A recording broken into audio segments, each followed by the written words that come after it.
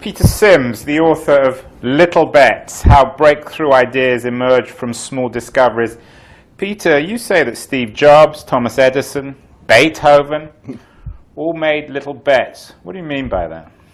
Well, a little bet is just a small, affordable action that anyone can take to discover and develop ideas. So in the case of Apple, the way they'll work is they'll have 100 ideas before they go into a new product, and they'll narrow that down to 3 and then 1. And it's this iterative process of discovering what's going to make the great product. And of course, in Apple's case, Steve is the market when they're making those decisions. But you can also look at people like Chris Rock. When he's developing a new act, he will go into clubs with lots of ideas scribbled down on pieces of paper, and he'll try one after the other after the other. And he'll look very closely at the audience to see, well, what's causing them to make different gestures, so that he can build off what works. And so Little Bets is just at the core of this approach that all these people use to develop their ideas.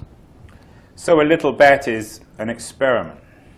Yeah, it's an experiment, exactly. It's a way to just take an affordable risk, right? So if you look at how Twitter came about, Jack Dorsey was an engineer, and he was very interested in text messaging, and he had been for a long time. But at the time, he was at Audio, which was going nowhere as a podcasting company. And so Evan Williams said, well, does anybody have any ideas on where we can go as a company? And Jack said, I have this idea. Evan gave him 2 weeks to work on it. Everybody inside Twitter liked it. So then he got 6 months, or 6 weeks to work on it. And before you knew it, Twitter was this offshoot of Audio that became really the company that everyone was talking about. So it's an approach, it's a mindset to be able to constantly be thinking about how to get into new ways of doing things by making small bets. And what's the opposite of a little bet? Well, that would be a big bet that's not solving the right problem. And so, we all know a lot of examples of those. Where Webvan was a famous example during the dot-com era, where you spend a lot of money, invest a tremendous amount in an idea that is actually not solving the right problems for the users.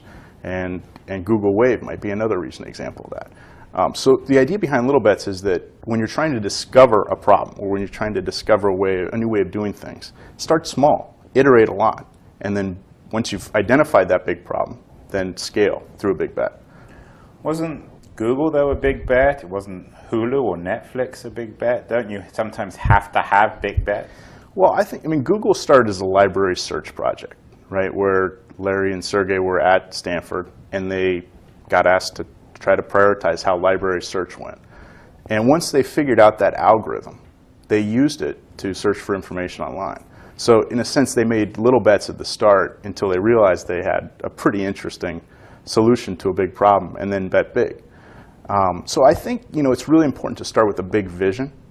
Always, you're not going to get anywhere if you're not shooting for the moon. But I think the way most great companies become successful is that they discover their ideas. They don't start with the big idea. And I can list numerous examples. What about Facebook? Well, Facebook is an example where I think Mark Zuckerberg is a brilliant visionary CEO, but started in a very different place, where he was matching who's hot and who's not, and eventually, as he got farther and farther along, realized he was solving a much bigger problem for a much larger audience than he realized. Just watch The Social Network and you'd see that. So I think there's a really important place for visionaries, and I think like Zuckerberg, Jeff Bezos is, but they all make, I think, a lot of little bets on the side to get into these new areas.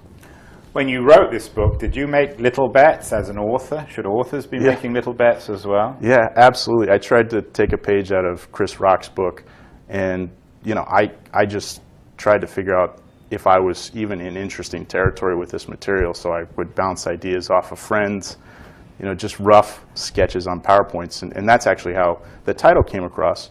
One of the people I talked with was Ned Barnholt, the former executive at HP, and he said, I like these ideas. It reminds me of how I made a lot of mistakes in my career when I was making big bets at HP, investing millions and millions of dollars in projects without actually solving the right problems. So from that, the title came, and pretty much the whole book got structured this way. I wouldn't be able to write it if I weren't making a lot of little bets. It's just a true creative process. So little bets is just having lots of editing. Yeah, writing is editing, certainly for me. And life is editing as well? Yeah, life's a creative process. Absolutely, absolutely. And you don't know. The thing is, we don't know what we don't know in many of these cases. You know, Pixar became a great film company, but it started as a hardware company. And what, you know, some people know is that Steve Jobs didn't think it was going to be a film company when he bought it. He bought it for $10 million. It was a hardware company, and to get into films, they made little bets on short, you know, minute or 2 minute short films that eventually gave them the expertise to be able to tell stories, to develop the right technology for digital film, and eventually the credibility to be able to partner with a company like Disney. So, you know, you don't have to be a genius to be able to discover these big ideas. You have to be perseverant. You have to be resilient. You have to go through, I think, a lot of hardship if you're an entrepreneur or if you're a creator or writer or anything to get to a product that you feel good about.